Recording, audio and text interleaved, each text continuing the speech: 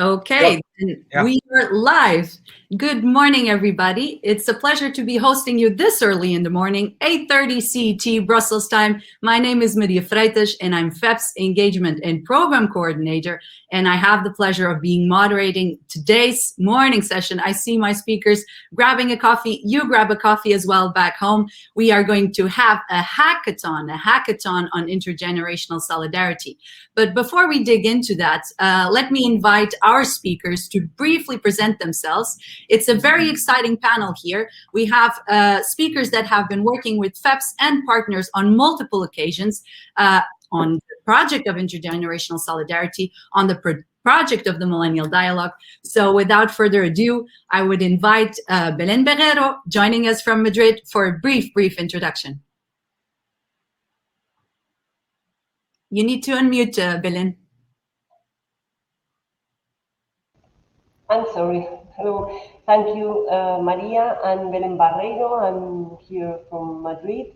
I'm a social scientist. I'm the CEO of 40DD. And it's a pleasure to be here this morning with you. Thank you very much, BELÉN. And now over to ANDREA GEROSA, joining us in Germany, I believe. Hi, Maria, and hello, everyone. My name is Andrea. I'm the founder of a think tank focused on young people called ThinkYoung. We started out studying Gen Y in 2009, and then through the years, we end up studying Gen Z and now soon Gen Alpha.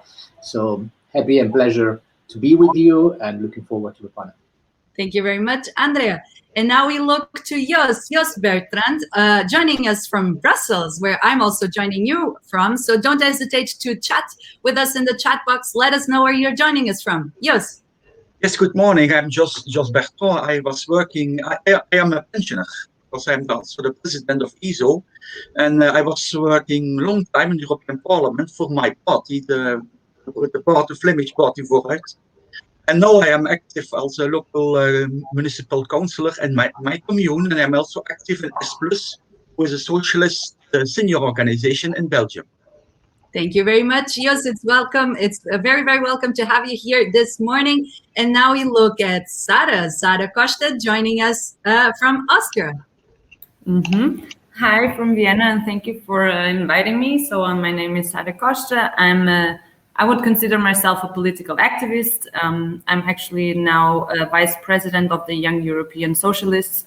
For everyone who is watching and doesn't know who the Young European Socialists are, it's the youth organization of the Party of the European Socialists and Social Democrats, and it organizes all the youth organizations all over Europe that are like on the left, progressive Social Democrats and Socialist youth organizations. So we are actually pretty huge and try to organize all these young people in Europe. And yeah, thank you for inviting me. With pleasure, Sara. And indeed, we should also mention, before handing the time for Vicky to a short presentation, that FEPS, ESO, YES, and the Party of European Socialists have also engaged in an annual project on intergenerational solidarity, where ESO, Jos, and also our friend Anna from YES have been quite active. So we will also be speaking about that. But now it's time to hand over to Vicky. Vicky, also joining us from Belgium, Brussels, or? No, hello, good morning, everyone. I'm joining you from BELÉN. That's a small community in the north of Belgium. I'm a member of the Belgian Federal Parliament for the Flemish Socialist Party Vooruit, and I'm a member of the Foreign Affairs Committee and the Social Affairs Committee, but I'm actually specialized in foreign affairs. So nice to meet you all. Thank you very much, Vicky. Wonderful to have you. So here we are. We have an amazing panel, amazing speakers in front of us, dear participants. And so let us set the rules of the game. So a hackathon, what actually is it? It's, let's say, a scrum team. So we will all work together with our speakers today to come forward with concrete proposals on how to bring about intergenerational solidarity. And now, why is this important, and why has FEPS decided then to have one of the sessions dedicated to this topic? Well, we know that due to the COVID-19 crisis, intergenerational solidarity has become crucial. Solidarity between generations, be it younger generations, elder generations, all of us. So this is really what's going to be at the center of today. today's debate. So I'm really looking forward for your comments in the chat box. And before we actually start, and here we know already why we're discussing this topic, I want also to test a little bit our speakers. So we're doing a warm-up poll with our speakers, but also with you, because for FEPS, actually, what we would have liked this year is to welcome you all in our offices, to actually host you physically. Unfortunately, this is not possible today. We have been living in, COVID situation, teleworking, online conferencing, and so I have prepared a funny poll for everybody. So let me just know if you can see it.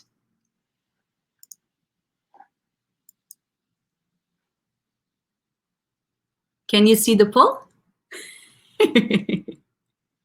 I see Sarah laughing, so I think you're seeing the poll.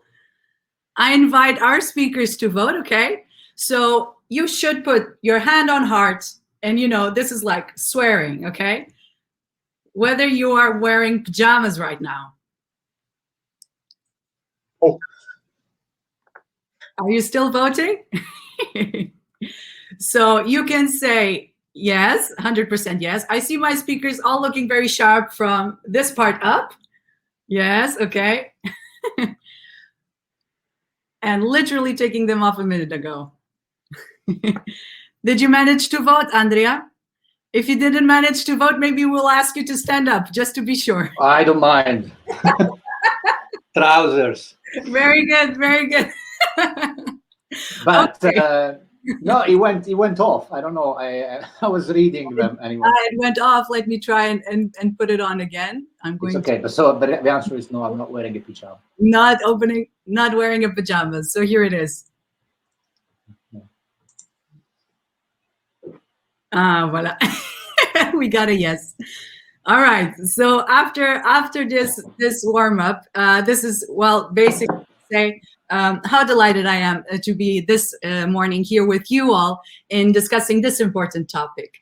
And so FEPS has also been quite active on it, and as BELÉN introduced, she has been working with FEPS already for 4 years now in cooperation with our Spanish foundation, Fundación Felipe González, on intergenerational solidarity, intergenerational topics, the differences between generations. And so we are very happy to have BELÉN here with us to take us on a journey and in explaining the latest study that FEPS and Felipe González have brought about the generational impact of the COVID-19 pandemic. So BELÉN, over to you. So thank you very much, Maria. And well, as you have said, this project called the generational impact of the coronavirus pandemic follows a long-established joint work by FEPS and Felipe González Foundation in Spain on generational surveys that range from baby boomers to millennials, where the ambition is to shed a greater clarity on different issues such as the aspirations, expectations and fears that generations have towards the future, or what sort of perceptions between generations exist and how can better understand each other, or proposing new paths toward bridging the gap between the world of progressive politics and that of young people, which is probably the most important issue. So in this study, we wanted to analyze the generational impact of the pandemic in Spain, taking into account the experiences of young people and comparing them to those of the older generations. So as we all know, the crisis caused by the pandemic is having a tremendous impact, and I hope a short impact or not a long impact, which is hitting harder to the younger generations whose working conditions and economic capacity were already damaged by the previous recession of 2008. So we have to remember that these people already went through an economic crisis at an age in which they started to emancipate, facing job insecurity, low wages, and difficult access to housing, and so on. These young people are now facing this new crisis just at a time when many of them are now facing starting to get more stability. So we wonder in this study whether experiencing two different crises in such a short period of time it was having a huge impact on their lives and on their thoughts, on their actions, and their behaviors. So for this purpose, we carried on an online survey in Spain to the population from 16 to 75 years old. The sample size was of 1,000, which gives us a quite small sample error. The interviews were run at the end of last year, or at the end of 2020, and in the study we focused on the so-called millennials, that is young people between 24 and 39 years old, who were born between 1981 and 1996, and we compare them with the rest of generations that we divide in different groups. So obviously, the pandemic is the main concern of every generation. They all feel fearful.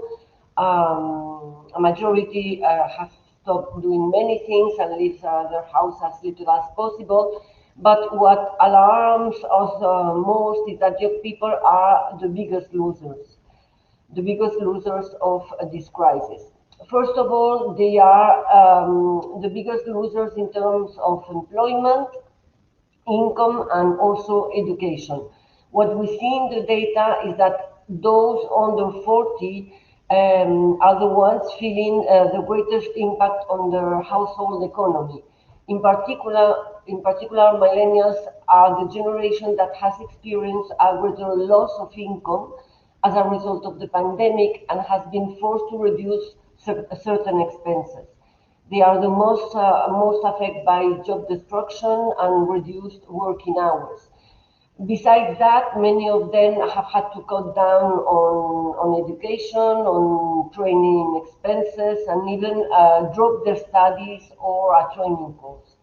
In the study, there is a devastating fact. Nearly half of those under 40 have delayed or postponed a medical appointment or test despite needing it.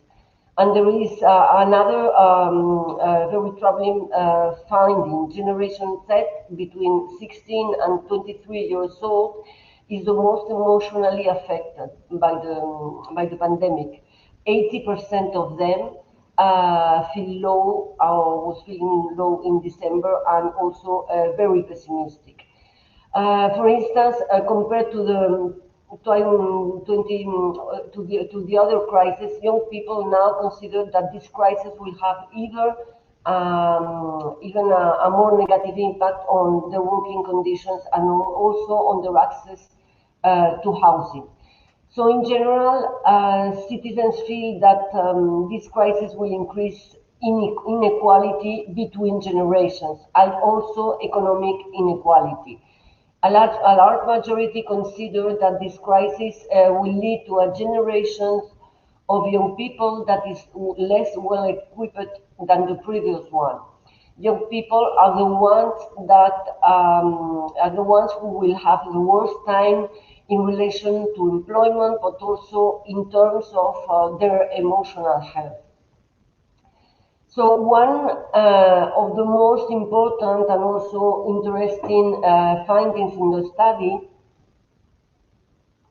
is that all generations agreed on the need for social policy. I think this is really the most important finding of this study. All generations agree on the need of social policy.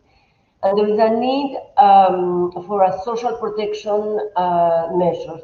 In this respect, the data is really very clear. for nearly 75% of the Spanish population. I don't know if this is exactly the same in other countries, but in Spain, for nearly 75% of the Spanish population, social policies are more important now than they have ever been.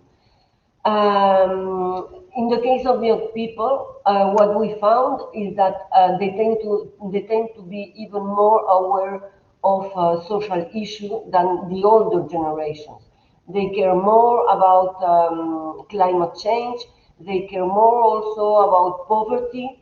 They really care more about social inequality, and they also care more about gender equality. Obviously, they also tend to worry more about the socioeconomic situations of the earth.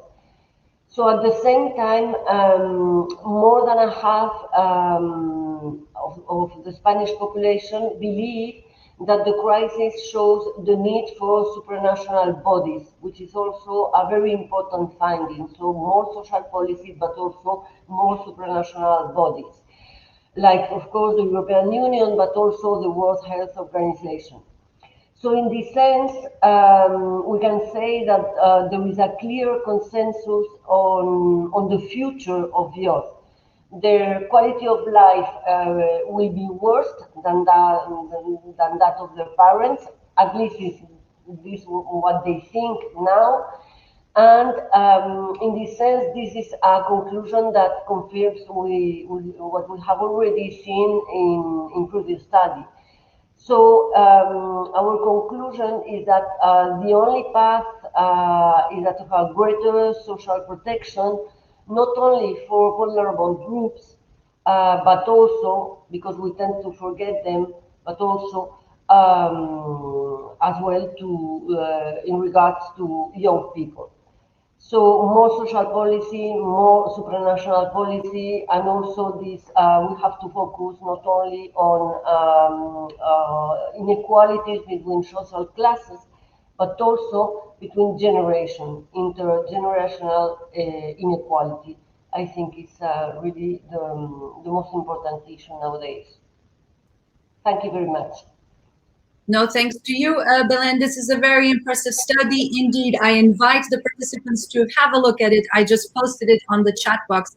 And here, BELÉN has given us a big insight into the generational differences between baby boomers, millennials, Gen Z, expectations towards the future, and the fears that various generations are having in this pandemic situation. And so here we have the first, let's say, setting of the scene, but it's also now time then to hand over to Andrea, who will give us a very specific focus then on the millennial generation, on the Gen Z, after which we will then be looking at yours for the perspective of the elderly generations of this situation. So Andrea, do tell us, in terms of expectations, aspirations, what's happening in the mind of millennials and Gen Z? Do share with us. Thank you, Maria, and thank you, BELÉN, for the extensive and very detailed study. Well, what we are doing together with you guys is this, the new edition of the Millennial Dialogue, and we're looking at, as you said, Maria, Gen Y, Gen Z, and one thing. I mean, we're at the very beginning of a study, so we're collecting the data now. The study will be published in September, October. It's going to be one of the largest studies ever done on this population in Europe and their attitudes towards politics and their, as you said, needs and aspiration.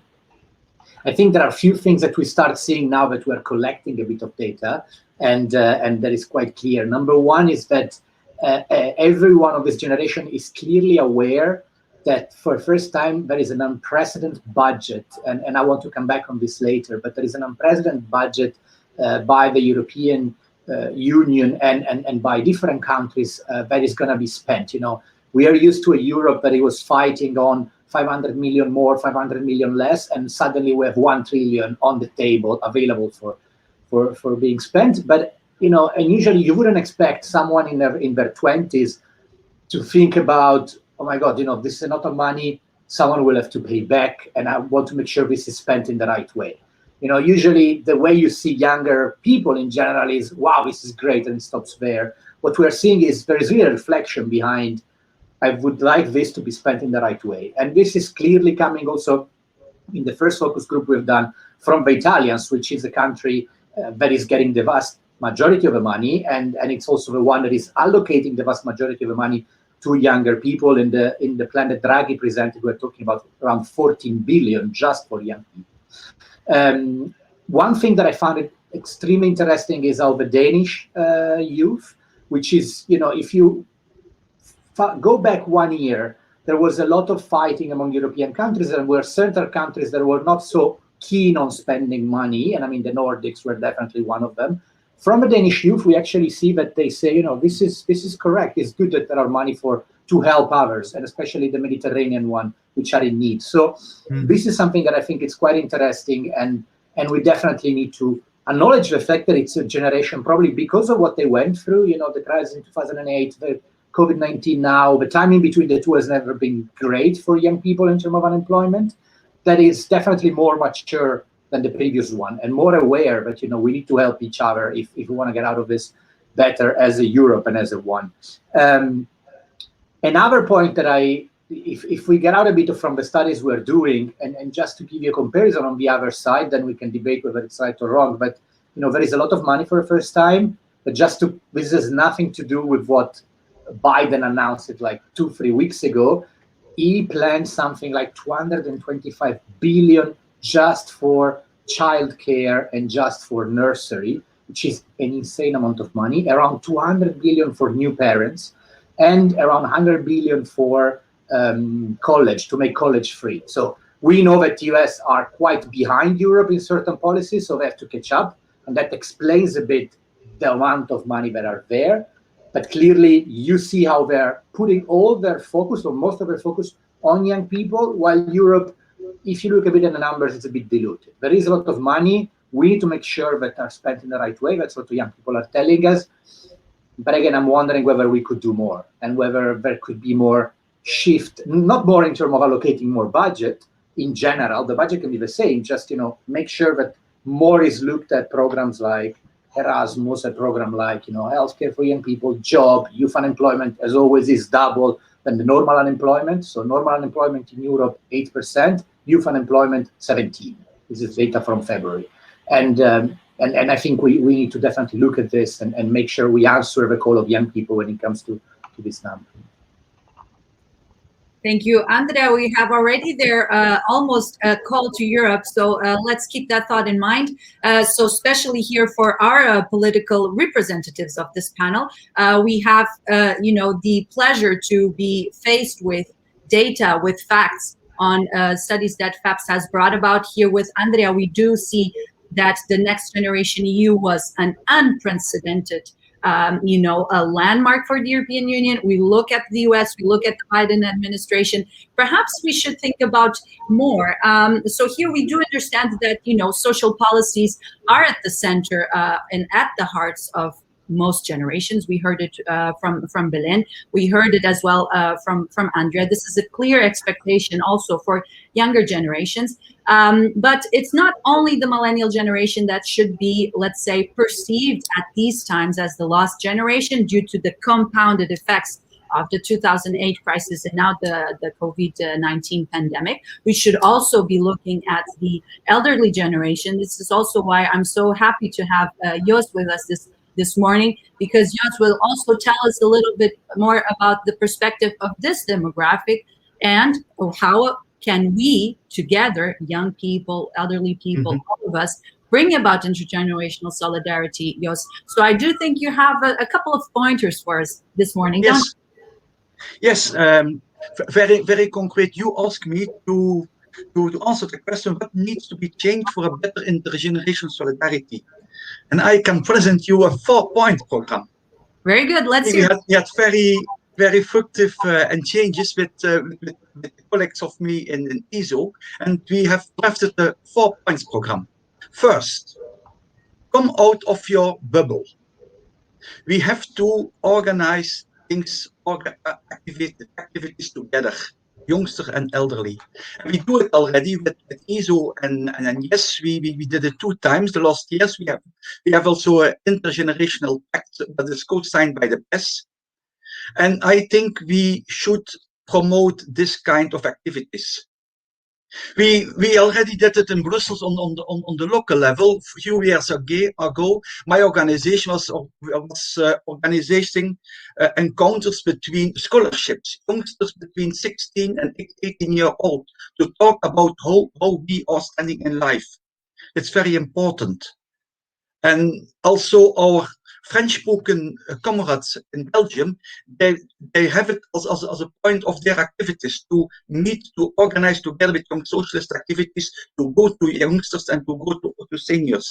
That's my first point, because solidarity is not a certainty. And we have to fight for it day after day. And that's important. And for me, being socialist, it's not only an ideology, it's also educational project. We have to educate people, and that's very important. My second point is we have to make from our generation-specific interest common interest. I am a baby boomer, but my son is a millennium. And if childcare is lacking, I will take care of my as grandparent of the children of my son. I am a millennium, but I have to take care of my parents who are in a rest house.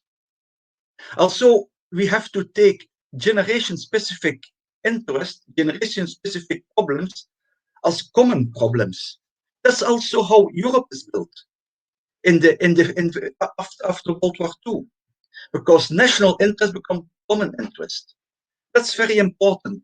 And I see also when we are talking about pensions, about care, I experienced with very youngsters that they are not interested. But you have to have in mind that the youngsters of now will be the seniors of tomorrow. And when we are talking now about pensions, it's not about our pensions we are talking.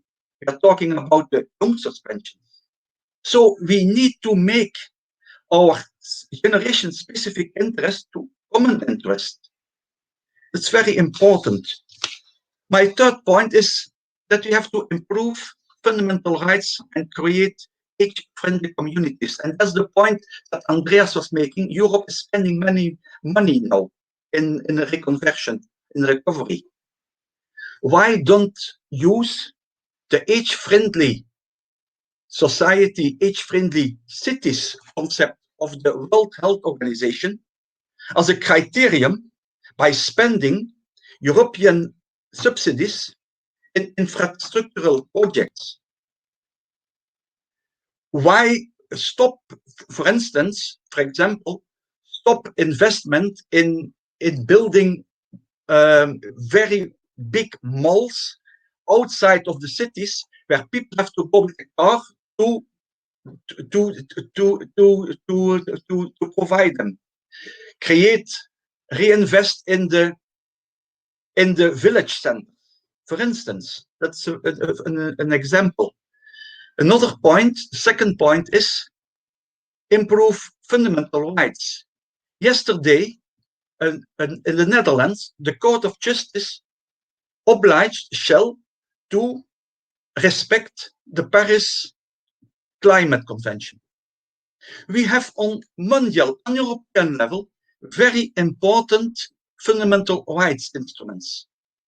Why not create on national or regional level, as we do in Belgium with Vooruit, a regional or a national, a very easy accessible point of contact where youngsters can make their complaint if their social fundamental rights are not improved.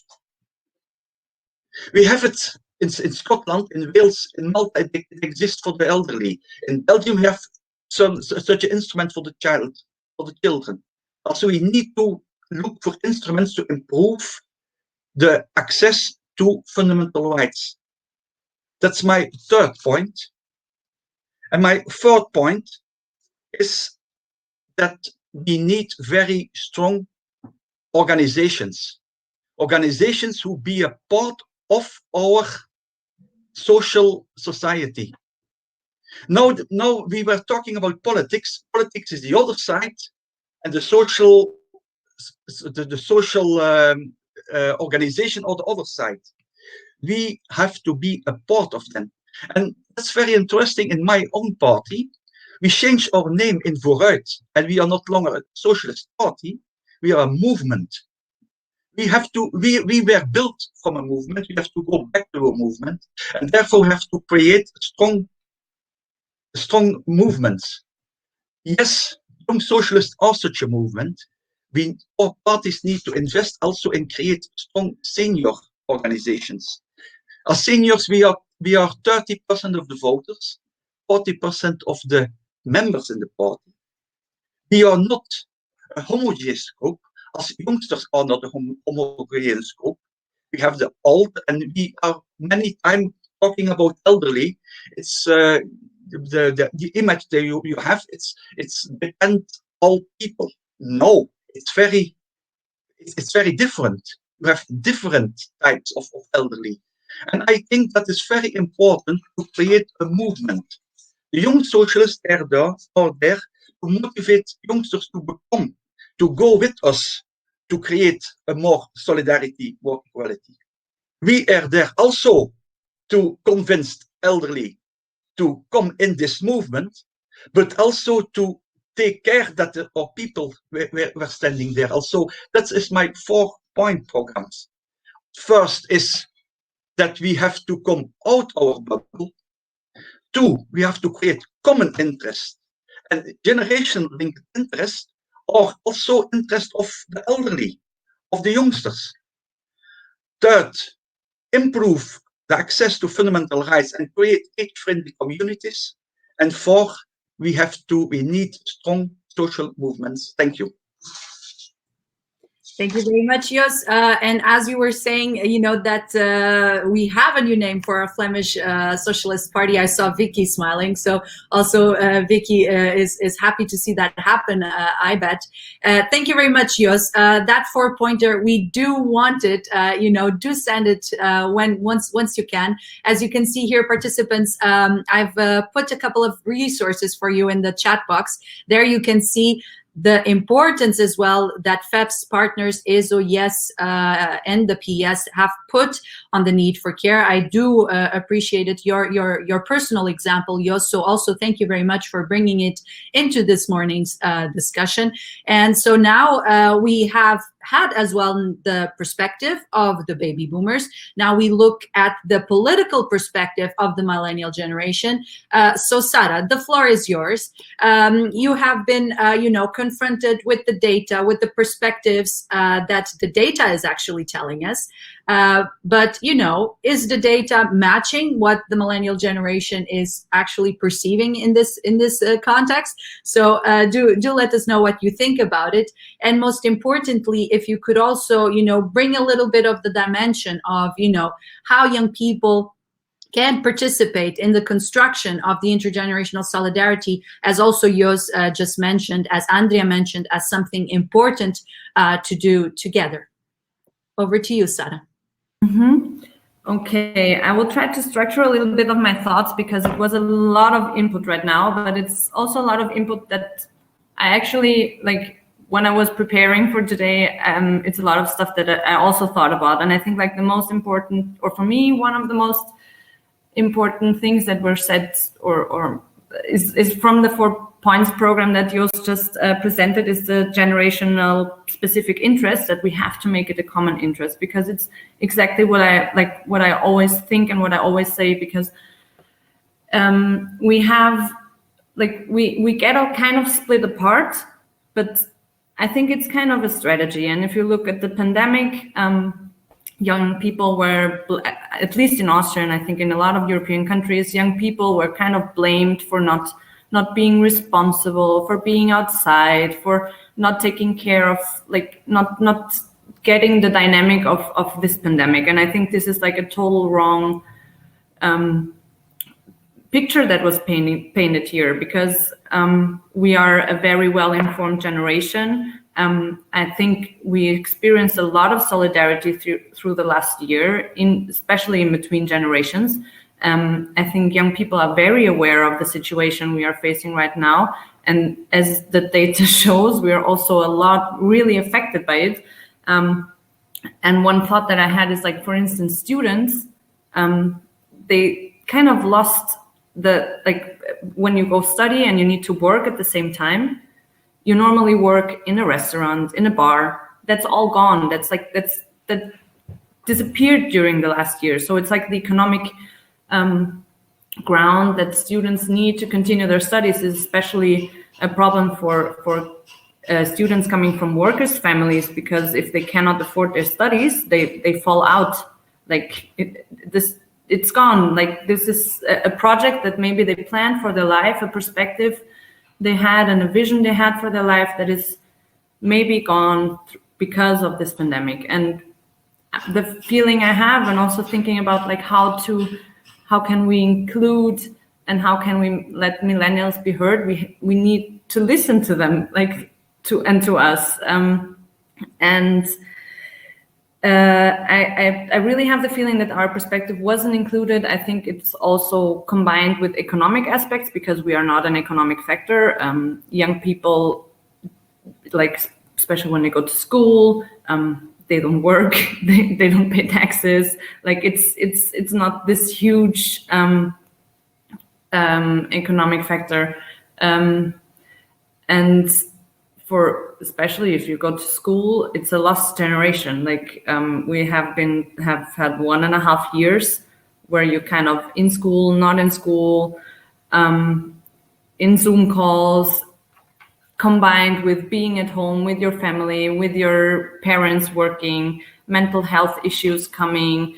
Like, this is a huge, huge dynamic that it's evolving here. And I think this is, like, where we chip in, because we as a movement, like, we are the ones that support and that, like, always have been fighting for the social state and for social security. And we really need to focus and to be, like, when we say that, like, when you said we need strong organizations, we really need stronger organizations that don't compromise. Like, I think young people need to trust us that we won't compromise when we are talking about their future, when we are talking about also about intergenerational solidarity, also about, like, what, like, how do our grandparents live? How do our parents work? How do we work? What is our future perspective? Also in regarding the climate crisis, which is like we have experienced 3 crises. The 2008 crisis, we have the climate crisis, we have the crisis right now, like, and this all in a very, very short amount of time.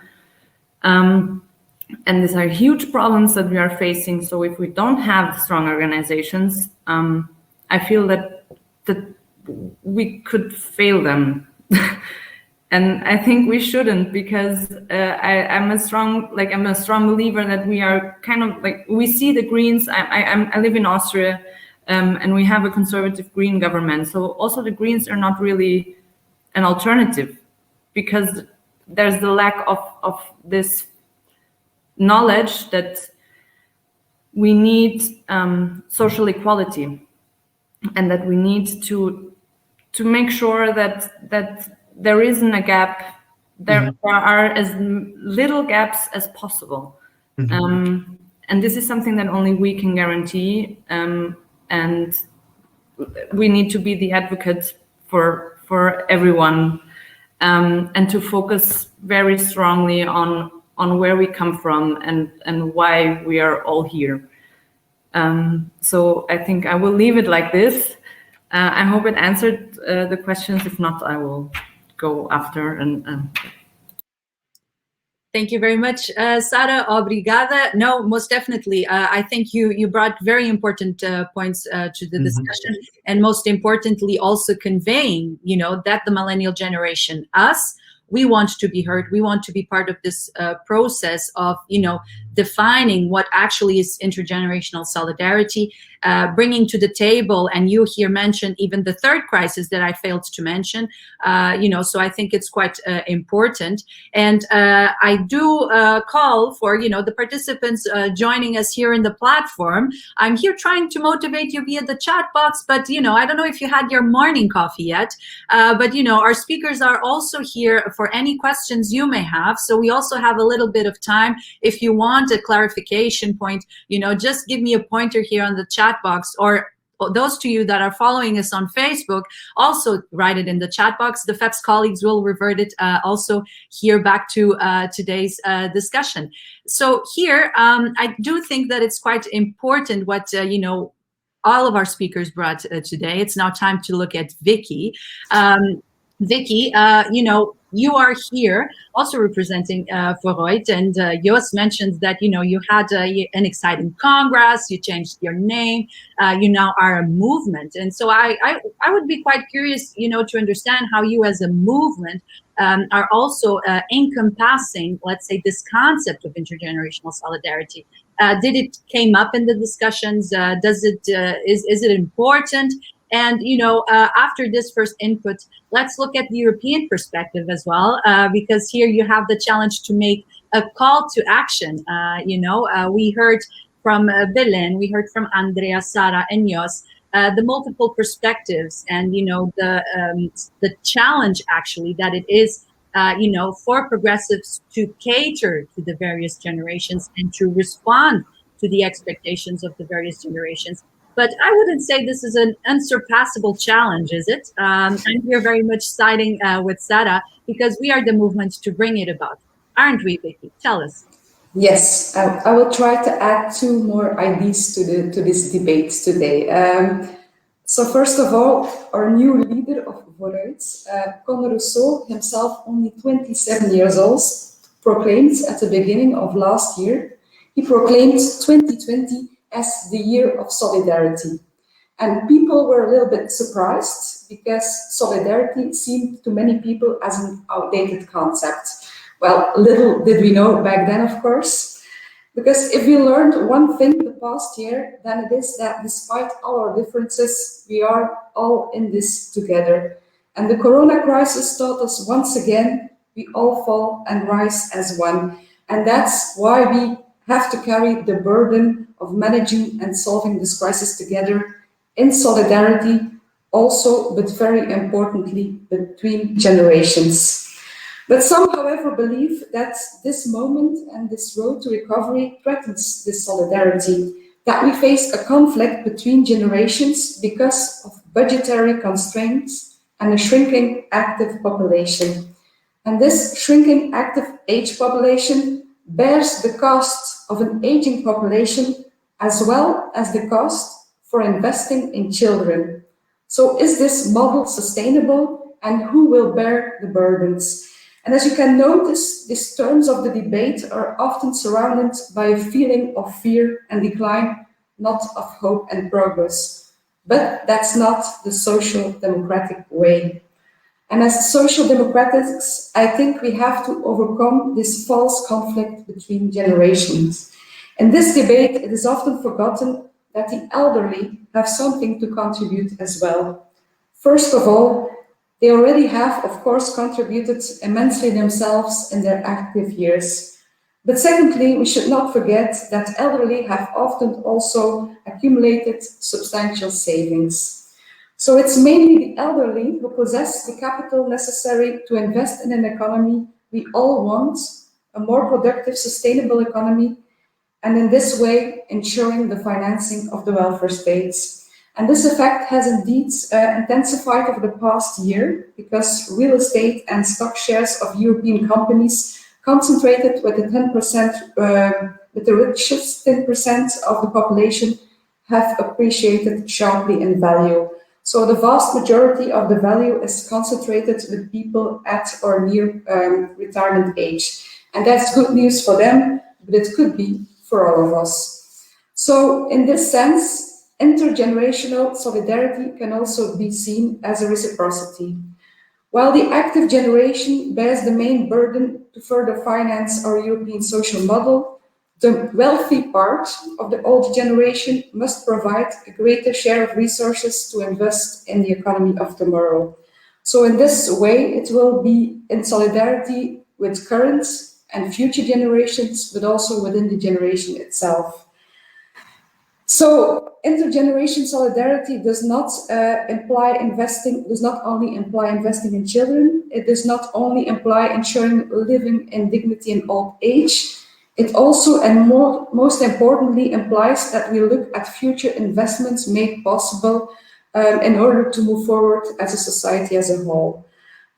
So this need for intergenerational solidarity and fairness should be one of the most important lessons learned from the pandemic in order to have a successful and swift recovery, social and inclusive.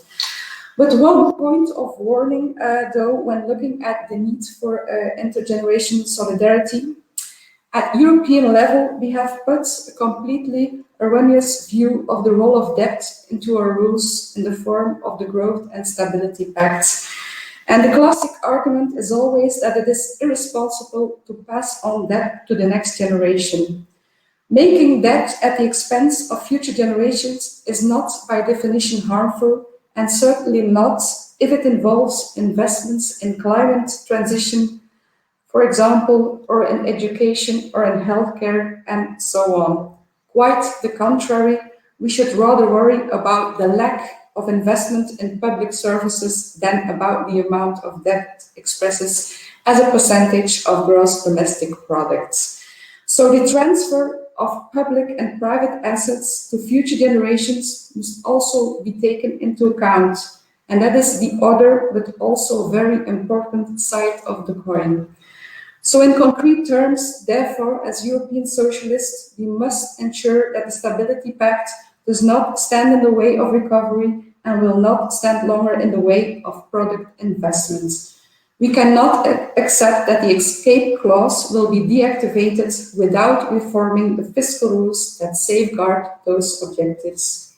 So to conclude, the COVID-19 crisis has shown that solidarity between generations is more needed than ever.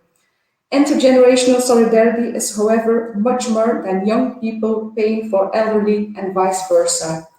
So in the coming months, we will have a unique window of opportunity to drive a fair recovery towards a more resilient, greener and more digital economies. And solidarity between generations will be key to making this a smooth and fair recovery for all. It constitutes the core of a sustainable socio-economic model that we as social democrats must put forward. We reject cynicism when it comes to our common future. We see the future not as something out of control, but as something we can shape for the better by working and contributing together. That's our vision of hope and progress, and this is our call to action. Thank you. Thank you very much, Vicky. A very concrete call to action, with multiple ideas for us to continue this hackathon this morning. So I'm still looking at our participants because, the hackathon idea is not just related, to technology or so. So, do use the chat box because here one of the points that I really appreciated, from Vicky's presentation, it's not that, the millennial generation is, in the blame game. This is really not the idea. And, I do appreciate it that, the intergenerational solidarity call has been quite present in this morning's discussion. And so I will still revert back to our speakers, still trying here to motivate the participants joining us in the platform, also on Facebook. Here, the ambition of today is also to involve you in, the coming forward with solutions, ideas for intergenerational solidarity. So here, still inviting our participants to join the discussion. Whilst I will revert back to my speakers, as I said, I'll give you a little bit of time, but I also think it's quite nice that we do a little pause for some advertising. So here, I also posted these on the chat box, but here you can see the generational impact of the COVID-19 pandemic. This was the study that FEPS, together with Fundación Felipe González, has brought about, that BELÉN presented here today. And whereas this one, the Millennial Dialogue on Europe, this was the one that also Andrea was mentioning during his presentation. So here you also have a little bit of insights into FEPS outputs. But as I said, we are almost wrapping up here the discussion of this morning. It has been very insightful. We looked at the data, we looked at the different perspectives of generations. We had political pleas, very concrete political pleas, which FEPS will bring forward. So this is also something that I want to assure our speakers. The conversation will continue. But before we wrap up today's discussion, I would like my speakers to reflect just a little bit. I'll give you a couple of seconds, actually, on your call to Europe. So here also, Vicky wrapped up, on the need of a fair, sustainable European recovery based on social rights, the importance of the welfare state in guaranteeing the solidarity between generations. We discussed how socialists and social democrats in Europe are the political force that are having this at heart, that have the ambition to bring this about. So, I will give you a couple of seconds to reflect on your call to Europe, the message that you want as speakers of today's panel, of this hackathon, for FEPS to bring forward. So I'll give you a couple of seconds. All right. So we had here a little bit of time, speakers. We have 5 minutes before the wrap up. I'm also reminding our participants that, Call to Europe continues throughout the day today, the virtual festival. So right after this, don't forget to, leave the session, tune in back to the lobby, and follow the Future of Europe book launch by FEPS president at 9:30 CET. Now, I'll go back to my speakers for their call to Europe. So I will go at random. Jos, you go first. What's your call to Europe? Yes, I already have talked about 4 points program, but for us, the 4th thing is visible.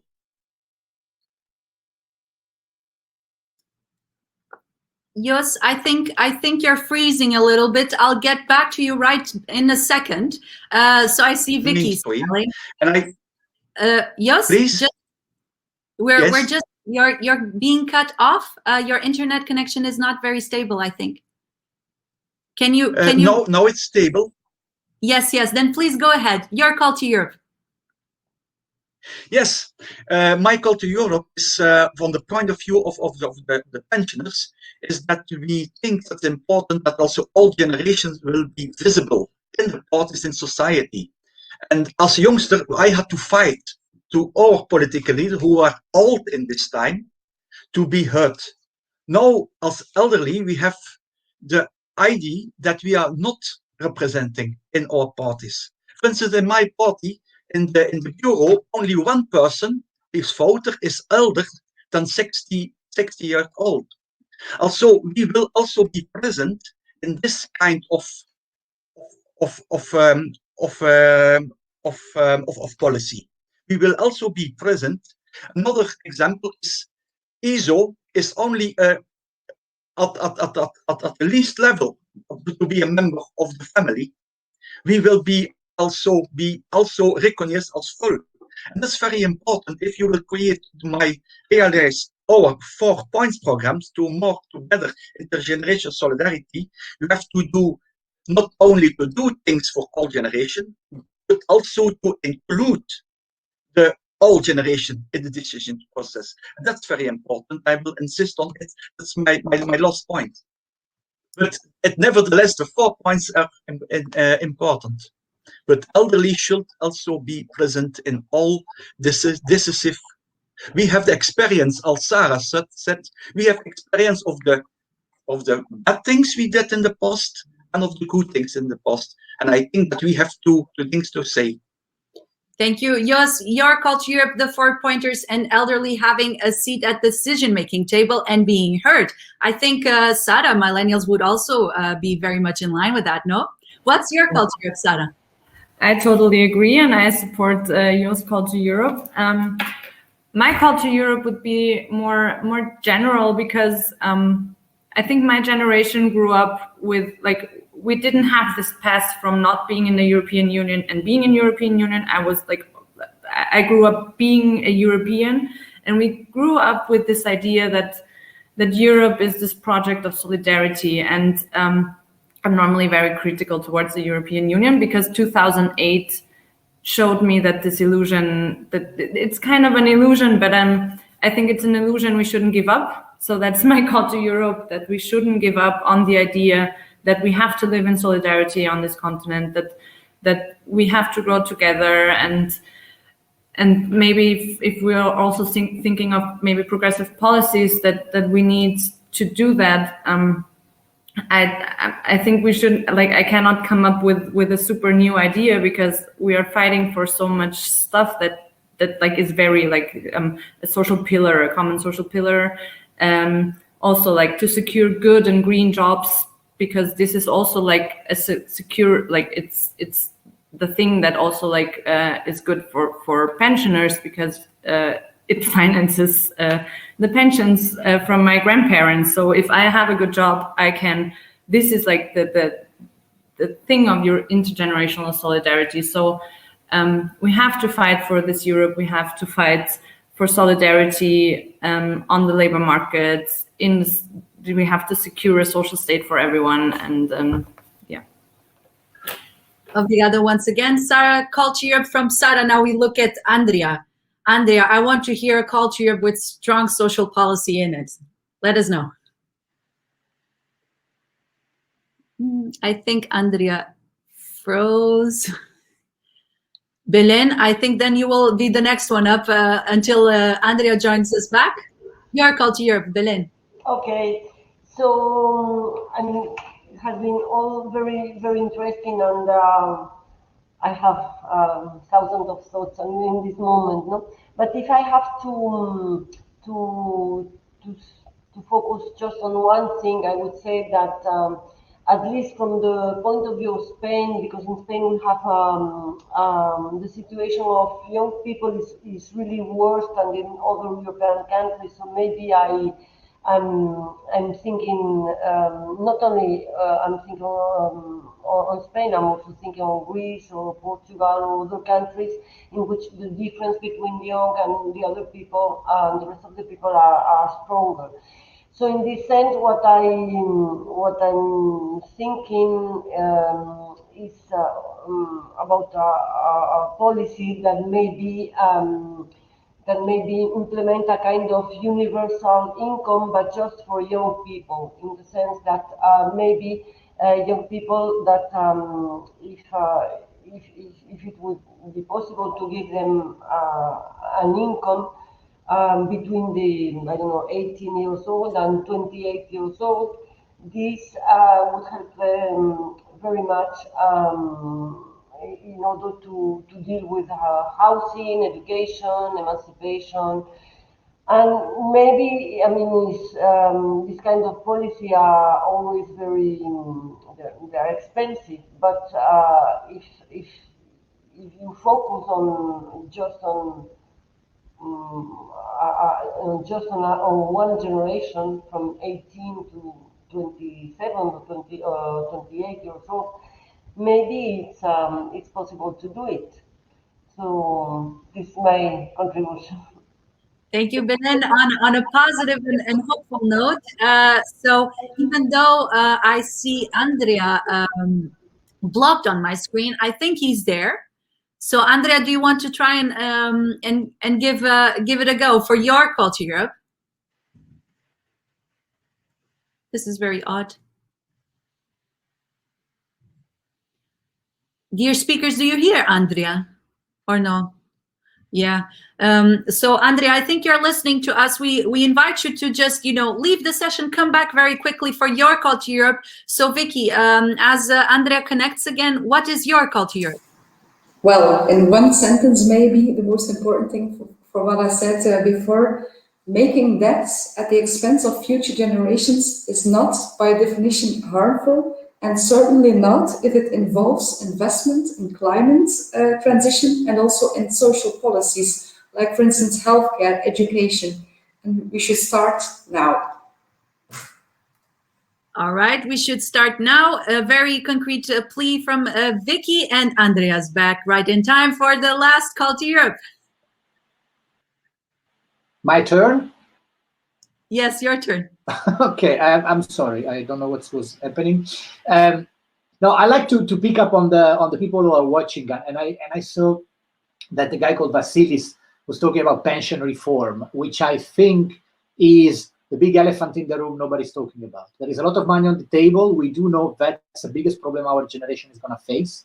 And I think it's a very intergenerational topic, because people who are in pension now need people who are working now to pay their pension, and people who are working now need to have more kids, so there are family policies behind to have more children to one day get to the job market. So I think we should definitely put on the agenda, a good focus on not just the two topics that are out there when we look at the recovery plan, meaning sustainability and digital, which are great and have to stay. But I think as a third point, definitely, if we can look at more money for kids, for new parents, and eventually this will end up a good solution and a long-term solution for pension, which is a ticking bomb that not many people are talking about. And I think it's an extremely important thing that we should all pay attention, and it's extremely intergenerational. So I think you probably stick the topic, and I see yours nodding, so probably I said something not too stupid. I think you hit a chord, most definitely, and I think that today's discussion was not nearly enough. I would like to thank very much our speakers. This was insightful, inspiring. We had concrete proposals, we discussed data, and most importantly, we discussed that the concept of intergenerational solidarity should be claimed by progressive forces, should be brought forward by progressive forwards, and should be at the center of the European recovery. So a big, big thank you. BELÉN joining us from Madrid, SARA from Austria, Vicky, Jos with me here in Belgium, and also Andrea joining us from Germany. Again, quick reminder, the session on the Future of Europe book launch is just starting, so do connect over there. Participants, a big thanks once again to my speakers, to all of you for having taken part. And this is not the end of the hackathon. We continue via the hashtag Call to Europe, and do join us throughout the rest of today. Thank you very much, and have a lovely morning. Thank you. Bye. Thank you. Bye-bye, everybody.